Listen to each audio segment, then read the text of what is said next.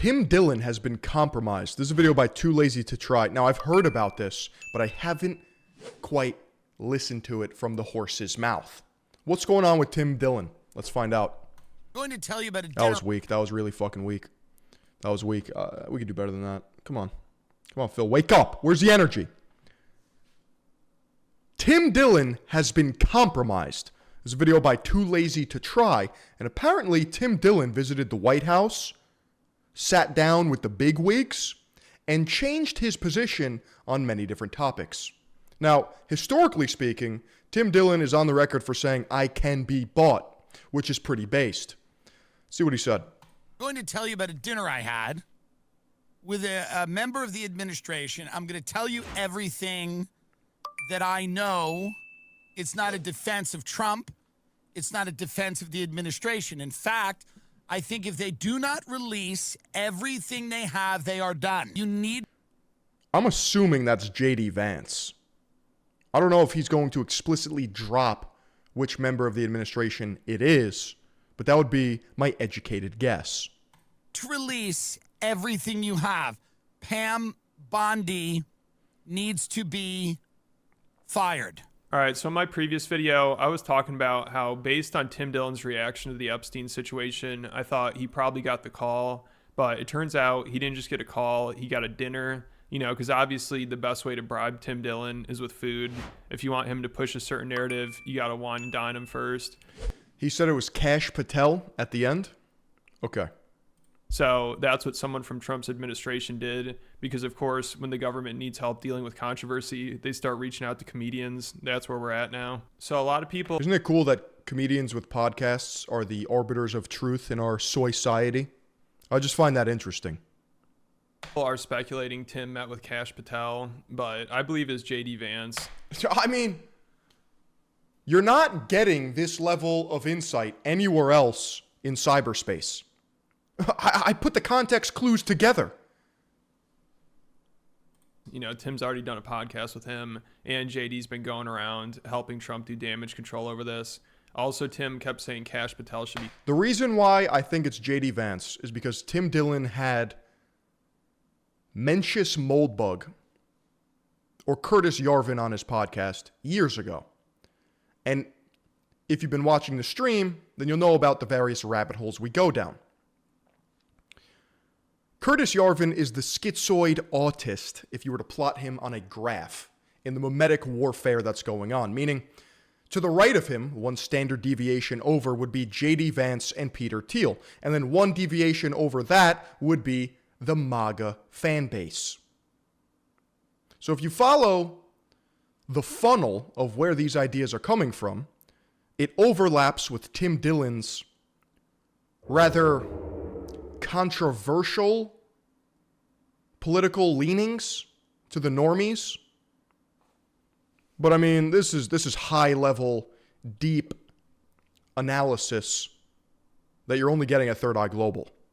Fired, so I don't think it'd be him unless that meeting went really badly, but Tim didn't make it seem like that. And I guess to his credit, at least he admits he took a meeting. So now we know he can't really be fully trusted when talking about the Epstein stuff, because clearly they had a meeting to get Tim to push a certain narrative. He acts like he was just there because they wanted to consult with him and also explain to him what's going on. But obviously they're just trying to influence him to push a narrative to his audience. Like, why else would the government want to talk to Tim Dillon? And I think part of what they're trying to influence him to do is just blame it all on Pam Bondi and Cash.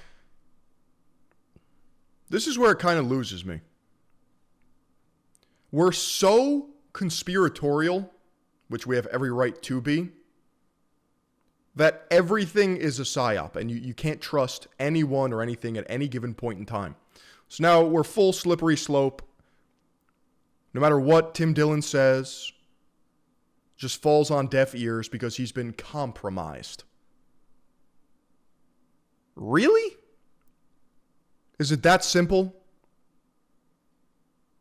Cash Patel, Tim was acting like they're the ones solely responsible for the Epstein files disaster. He kept talking about how poorly they handled it. It just seems too easy.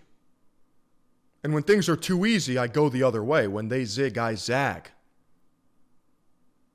how they need to be fired. Like, that will really change anything. I mean, Tim knows it won't. And even just last month, Tim was kind of defending Pam, or he is at least giving her the benefit of the doubt, because he said her hands were tied, like she doesn't have enough power to release the files on her own, and her and Cash are just taking orders from the higher ups. But now he keeps talking about how badly they botched the situation, and in order to get ahead of the controversy, they need to be fired. Like, they're the main ones to blame here. So I think during this meeting, whoever Tim met with was trying to get it in his head that Pam Bondi is mostly to blame here. Because also, it sounds like Trump wants her to take the fall now too. I know he's defending her a lot recently, but now there's a report that he wants Pam to take the heat over this. So that's why I believe this is part of the narrative they want Tim to push. You know, The world is 120% too stupid for everything to be a psyop. That's a good point.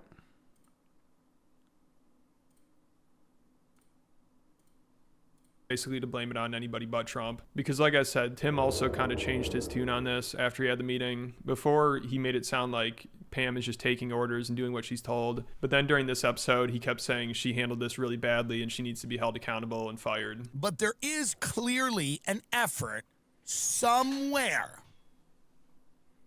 to tie Pam Bondi's hands behind her back. I'm not vouching for either one of them, and I'm not damning them. I don't think they look at these two. I just don't think they have. Let's watch that video one more time. I don't think they have it within their capacity to do anything. I think things are coming from above them. The only way you So it's like compartmentalization. Certain levels of clearance, Pam Bondi, Cash Patel, they can't do shit. This is coming from the higher ups, maybe J.D. Vance, Trump himself, or outside influence. Bugman government, that's what it feels like. ahead of this is if you fire Bondi, number one, I'd like to see Bondi and Cash. I don't know anything about Bongino, but again, if all three of them, you know, this is the biggest bungling of anything ever. Remember when they had these morons go out with these... So it doesn't seem like he actually had a dinner with Cash Patel, unless this is an older episode. If he's saying, I want to see him fired. Finders, Epstein Files, Phase 1, what the fuck were they thinking? So it looks really bad, and if they want it to look less bad, and I don't know how bad it is... Tim also kept talking about how ridiculous it is that Pam, Cash, and Dan Bongino were even part of Trump's administration to begin with, because he says they're like QAnon conspiracy theorists, podcasters. But if Tim thinks they're bad hires, maybe he should blame the one that hired them. It's hilarious. He's like, I can't believe these people are in the government, but then won't say anything. Yeah, did we ever get Phase 2? We just skipped right over that, right? It was Phase 1 photo op. Oh my God, so transparent. We're all going to get answers about the Epstein files. Into, it never happened. About the person that put them there. You know, it turns out it's always everyone else's fault. Cash Patel, these people are like people who failed at having podcasts. They would have been me if they had talent. That's actually kind of funny. They're running the FBI because they're shot. These are people that were like hyping up Q drops on 4chan and leading retards in every fucking direction, thinking that Hillary was going to Gitmo, and now they're running the FBI. And whether they're in on it or the deep state is clotheslining them, they got to get the fuck out of there and start a podcast. Honestly based. I don't really see, and maybe it's because I'm uninformed, I'll admit that, the proficiency / expertise with Cash Patel, Bongino, and Pam Bondi. I don't really get the sense of security in knowing that, wow, these are the people that have it under control. It seems like a shit show. Half of that administration needs to start a podcast. Pam Bondi, I will email you the mics to buy. You're out. Sure are some 7Bs. It's time to go. It's time to go. They took people who had podcasts and put them in control of the government. That's actually true. I'm pretty sure Bongino was one of the top podcasts on Rumble. So either they're compromised or the fucking factions of the deep state are fucking shoveling shit on these people. So the deep state, I would question what his definition of that is. I would take the Johnny Harris approach, devil's chessboard approach, in that the deep state is a series of unelected officials that are part of intelligence, like the CIA, that live predominantly in Georgetown and have concentrated power and call the shots. Because the CIA was never actually reined in and doesn't answer to anyone. At an amazing pace. Because they're incapable of delivering anything. They appear to be fools when they go on a show. They appear to be a fool. Also, Tim kept acting like the only reason Trump doesn't want to release the files is because it implicates him in a money laundering scheme with Epstein. Like during this podcast, he kept saying nobody cares if Trump is using Epstein for money laundering. Like he really believes that's the reason Trump is scared to release the files. You know, there's no way Tim actually believes that. Like Trump, he's just so worried about being accused of money laundering. He'd rather risk being accused of being a pedophile because obviously that's what's happening now that he's not releasing the files. So thankfully, whatever happened to that, I believe it was Wall Street Journal article that came out the other day that asserted Trump allegedly drew a picture and said some diabolical stuff to young Jeff. That seemed fake to me. Call me tinfoil hat, but you gotta be retarded to implicate yourself like that. And the language used was so cryptic and gay. I can't believe it.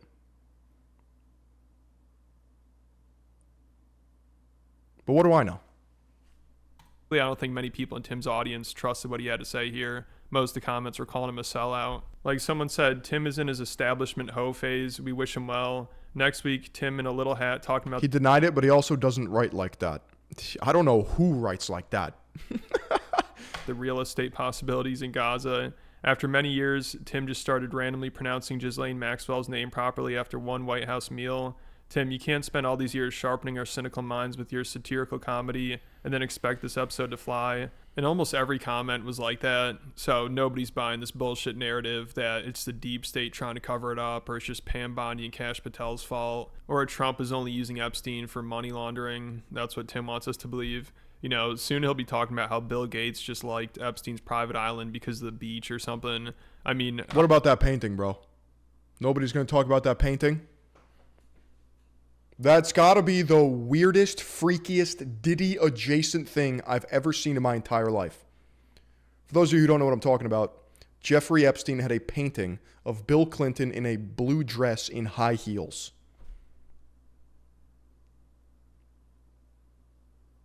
I don't know how you could go through Trump's connection to Epstein and come to the conclusion that Trump was probably just using him to help with his finances. There was clearly more going on there. And Trump... He had no financial... I want to say skills, but I guess track record is the better word. He was just given an estate, power of attorney by Les Wexner, and may or may not have stolen the entire fortune of Ghislaine's dad. The blue dress is Monica Lewinsky's dress? Oh, I'm aware. I get the tongue-in-cheek irony in the painting, just like the one with George Bush playing with the paper airplanes with two Jenga towers.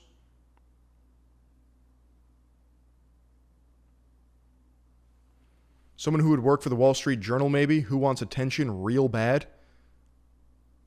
Maybe. Where does that rumor even come from? Trump couldn't make it more obvious with his response to people questioning him about it. But we're supposed to believe that Tim thinks it's just Trump being worried about money laundering. But you got to show people you weren't children. That's what you have to show people. I don't even care if he laundered a little bit of the money. No one does. No one does. That's true. No one actually cares about that. Donald, if that's what you're worried about, no one cares. It's okay. If you laundered some of your money, even a lot of your money, If he laundered a lot of your money. Dude, if he laundered all of his money, I still don't care. Because that's not what people are thinking. God, it would be fun if he just laundered some of your goddamn money. Just say that. Say that. Say, I got a casino, it's a cash business. He laundered some money. Say it. Say it now. That's not impeachable. Who cares? He laundered some money, god damn it. Say that. Jesus, please, just come out and say it. He stole the money with me. He was laundering my money. I wasn't the kids. He was laundering my money. Scream it. Have a press conference and go, Jeffrey Epstein laundered my money. 4,000 bank transfers? What is that in reference to? Are we about to head down a schizo rabbit hole of every Trump connection? Is that what you're talking about? And that was wrong. And that was wrong. It was wrong what he did with the laundering of my money. Yeah, I don't think anyone cares about anything as long as they could afford a house and groceries. Please, there's seed oils in my balls. There's microplastics in my brain. But here's all the files. I didn't do anything else. It was just about money. That would be nice. That would be ideal. But it doesn't even add up because if it was just about money, I want to know how Jeffrey was able to do that.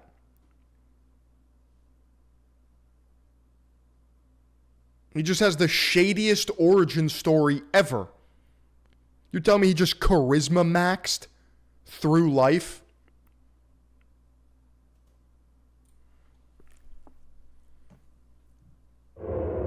Something's going on. I don't know what it is. Something's happening. So unfortunately, I think Tim has been compromised, but I still don't think he's as bad as Rogan. You know, Rogan makes it so obvious he's helping cover for Trump. Like, he never really... Funny the standards you have for conservatives. Launder money all you want, you say. Interesting. Well, in comparison to diddling children, I think money laundering just doesn't matter. It's not even controversial. That's just... It's in line with Tim Dillon's irony in saying that just come out and say it. Because it's deflection. Talks about Trump's connection to Epstein, and when somebody brings it up, he tries to change the subject immediately. Chat, am I compromised? I mean, you can go on Joe's podcast and call Bill Gates or Bill Clinton a pedophile, and Joe will spend 10... There it is. There's the painting.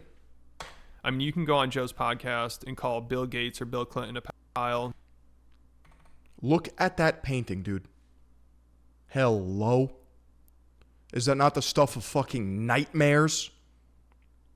And Joe will spend 10 minutes talking about how it's probably true. But when it comes to Trump's connection to Epstein, Joe does not want to talk about it. And of course, he does the whole routine of trying to... Yeah, Philion has been compromised. We lost the Slop King.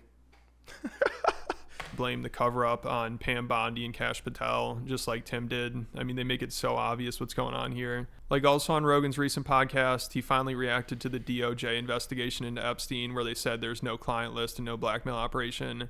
And he just talked about how badly Pam and Kash handled the situation. And his guest is like, well, it doesn't help that the president was good friends with Epstein. And immediately before his guest can even finish talking, Joe's like, everyone was hanging around Epstein, even Nobel Prize winning scientists. So of course he doesn't want to talk about the guy who's in charge of the country, who is friends with Epstein, that's now trying to cover up the story. He'd rather talk about anybody else who is friends with Epstein. One of the things that everyone was promised was you're going to find out the Epstein client list, and you're going to find out who killed JFK. You're not compromised, but you viscerally dislike Democrats/liberals, and as a result, you give more grace to Republicans than you normally would. Well, the far left has made it illegal for me to exist for the past decade. So perhaps I'm a bit pissed at their lunacy and degeneracy. And as I've aged into a fine young stallion, I've come to some realizations that my younger self probably wouldn't have. and what the UFOs are all about. You haven't heard a fucking peep out of any of that shit. Yeah. No one knows nothing. And today they just finally said there's no client list, there's no videos. I mean, I had Kash Patel.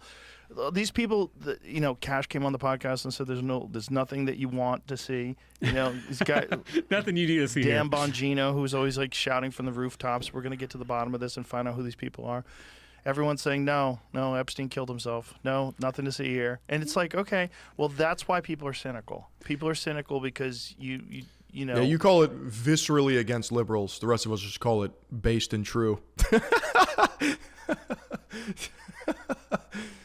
You had all this hope for change, and then you realize, like, oh, the same people that are pulling the strings are still pulling the strings. Well, and it doesn't help when there are videos of the president, hanging around with.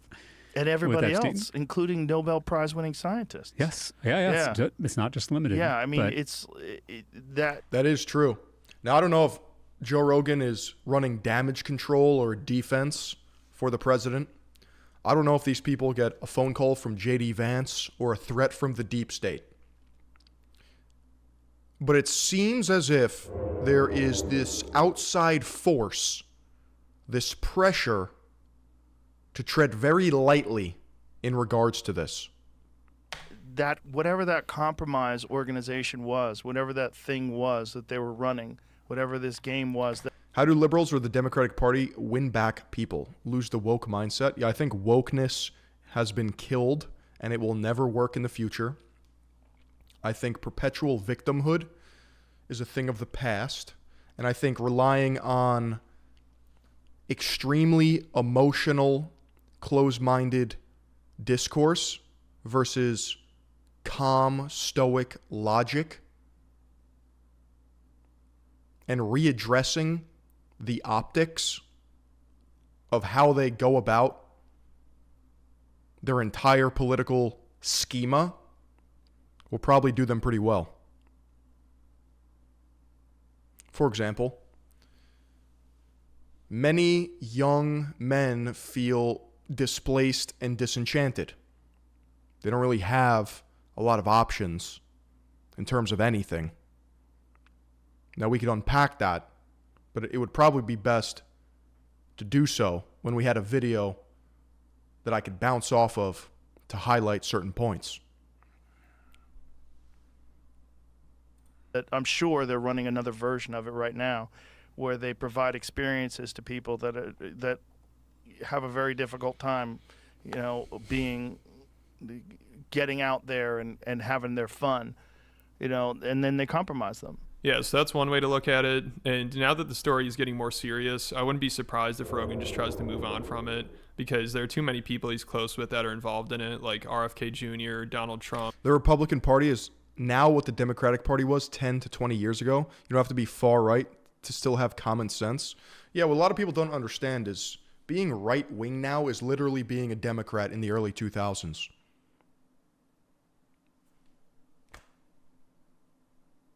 I mean, we've literally pulled up videos of Joe Biden being against gay marriage on stream. And then switching up like this to win over the vote. It's all so retarded and performative. Peter Thiel. And Rogan even once had on Epstein's private chef and didn't ask him a single question about Epstein, which I go into more detail about all this. I think in reality, your immediate environment, your upbringing, and your trajectory will influence your politics the most. When I was on campus in a college environment, it was predominantly female, emphasized openness, inclusivity, and diversity for the sake of diversity, not just because that's what it was.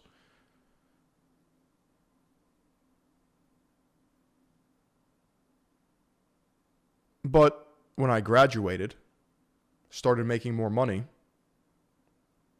had to develop a sense of independence and realize that nobody's actually has my back.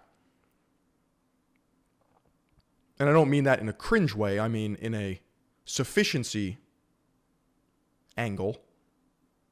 There's a certain level of agency that you have to develop. And for me, it has swayed me away from my younger disposition, which is inherently more conservative and traditional.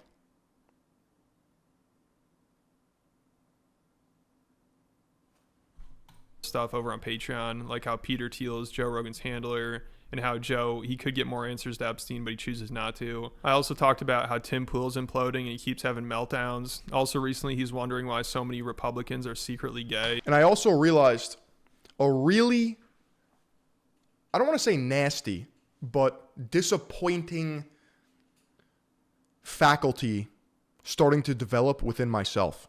Hear me out. I was scared, based on my original programming and environment, to actually have my own opinions and face backlash for them. It was tiptoeing around. It was a sense of complacency and passiveness that is not truly me. In fact, many of the videos that I've made over the years have emphasized the complete opposite. A belief in the truth, regardless if it hurts. Now, do I always hit the bullseye? Probably not. But it's a muscle that I've had to build over the years.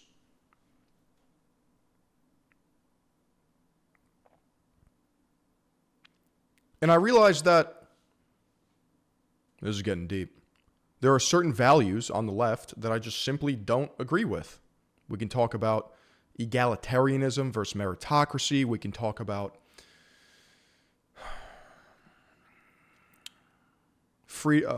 equality of opportunity versus equality of outcome, self-sufficiency, independence, community, cultural issues, religion. And I've just aligned myself in such a way that I think is true to myself. To some, it may be brash. To others, it may be the best thing ever. Which was hilarious. I also just covered Sam Hyde's crash out in Harlan Williams. So if you're interested in any of this stuff, along with a bunch of other videos and topics, there are over 140 exclusive videos. Make sure you check it out. I'll put a link in the description. But I kind of think it's going to be a lot of support. Democrats. A ton, I'm sure, but a ton of Republicans too, and Donald Trump even just photographed. If there's another photo of him with Jeffrey Epstein, not Forced collectivism versus rugged individuality. Yeah, I mean, philosophically speaking, rugged individualism speaks to me. I like that idea. I don't like relying on other people. I don't like the Marxist ideology of every man to their ability. No. It's cooked.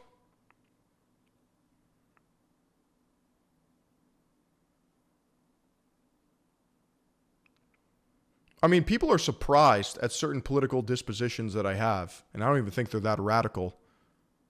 But just like, look where I came from, right? In terms of the content sphere, the fitness space, weightlifting, powerlifting, getting strong. That's the most rugged, individualistic hobby you could probably do. Okay?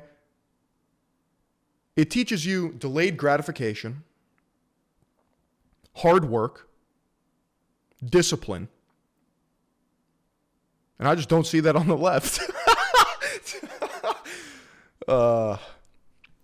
not even necessarily in an act. It's like such a PR nightmare. Yeah, he ain't running again, though. I think it's going to be less Republicans than you think because, you know, Republicans are more into dudes secretly, not little kids. Yep. That was the problem Epstein had, is that all the Republicans he found were gay, and all the Democrats were. And what is up with that? A lot of gay Republicans. There's just a lot of stories of Republicans who were like anti-LGBTQ stuff, and then it turned out that they were actually gay the whole time. Yeah. It's called projection. Perhaps we could unpack that in another video.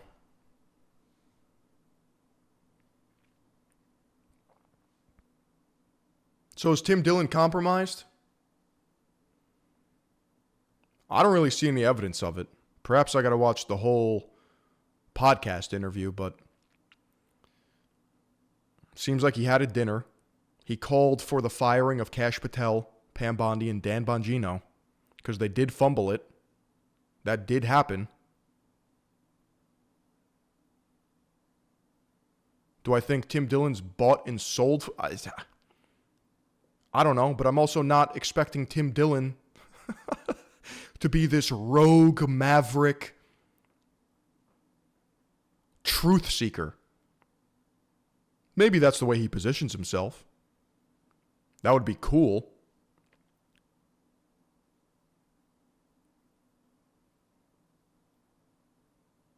I think I never answered my original point, so I'm going to answer it now.